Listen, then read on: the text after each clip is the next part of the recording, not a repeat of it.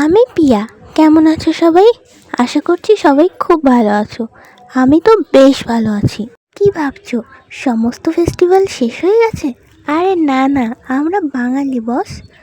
আমাদের 12 মাসে 13 পার্বণ হয়।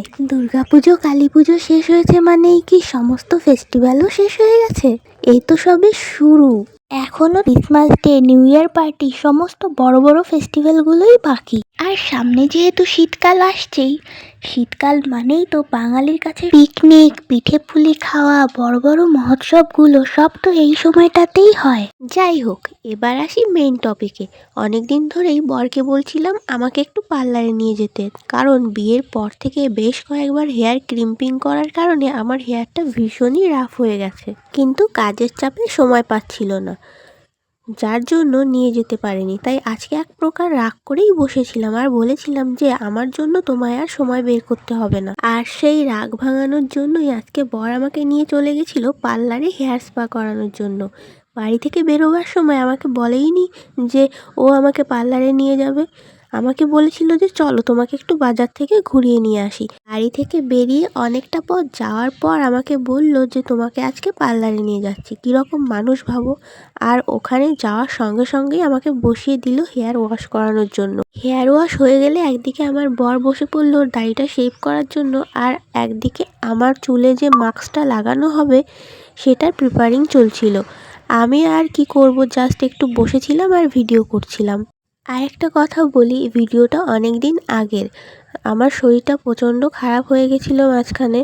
ঠান্ডা, সর্দি, কাশি সমস্ত কিছু একসাথে লেগে আমার গলার আওয়াজটা শুনে তোমরা এখনও বুঝতেই পারছো গলার আওয়াজটা এখনও ঠিক হয়নি। আর পরপর বেশ কয়েকদিন বিয়ের অনুষ্ঠান, কার্তিক পুজো, আমার বার্থডে, সমস্ত কিছুর অনুষ্ঠান একসাথে পড়েছিল জন্যেই আমার ওপর ভীষণই চাপ পড়েছিল, আর যার জন্য গলার অবস্থাটাও এরকম হয়ে গেছে। এখন কোনো রকমের গলার আওয়াজটা একটু ঠিক হয়েছে, তাই ভাবলাম যে ভিডিওগুলোর ভয়েস ওভার দিয়ে নিই, নাহলে এই ব্লগগুলো আমার সারা বছরে আর পোস্ট করাই হবে না। তো দেখো, এদিকে আমার বরের দাড়ি শেভ করা কমপ্লিট আর ক্রিম লাগিয়ে মাসাজও করে দিচ্ছে, আর আরেকদিকে আমার চুলের যে মাস্কটা লাগানোর কথা ছিল সেটা লাগানো হচ্ছে। মাস্ক লাগানোর পর এই যে মাসাজটা, এই মাসাজটা পেলে একদম ঘুম চলে আসে পুরো। তোমরা তো যারা হেয়ার স্পা করো বা হেয়ারে ট্রিটমেন্ট করো তারা তো অবশ্যই জানো। আমার এই ফার্স্ট টাইম এটা অভিজ্ঞতা হচ্ছে, কারণ এর আগে আমি কোনোদিন পার্লারে হেয়ার স্পা করাতে যাইনি, আর চুলের ওই কাটিং করাতে যেতাম, বাস এটুকুই। আর আমার হেয়ারে স্টিম দেওয়ার জন্য মেশিনটা সেট করে দিল, আর দেখো কীরকম ধুমো বেরোচ্ছে এখান থেকে, আর আমি ফু দিয়ে জাস্ট ওড়াচ্ছি, জাস্ট ফান। প্রায় 15 থেকে 20 মিনিট এইভাবে স্টিম দেওয়ার পর আমাকে বলল কিছুক্ষণ বসে থাকতে। তারপর আবার আমাকে নিয়ে গেল হেয়ার ওয়াশের জন্য। এখানে ভালো করে হেয়ারটা ওয়াশ করে দিচ্ছিল।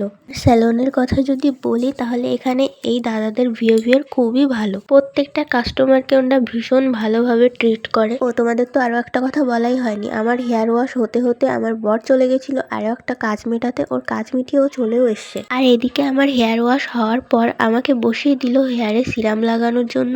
দাদাটা ভালো করে আমার চুলে সিরাম লাগিয়ে দিচ্ছিল, আর আমার বর তাকিয়ে তাকিয়ে দেখছিল শুধু ওদের কাজ। সিরাম অ্যাপ্লাই করা কমপ্লিট হলে উনি আমার চুলটাকে ভালো করে চিরুনি দিয়ে দিচ্ছিল যাতে চুলটা ট্যাঙ্গেল ফ্রি হয়ে যায়।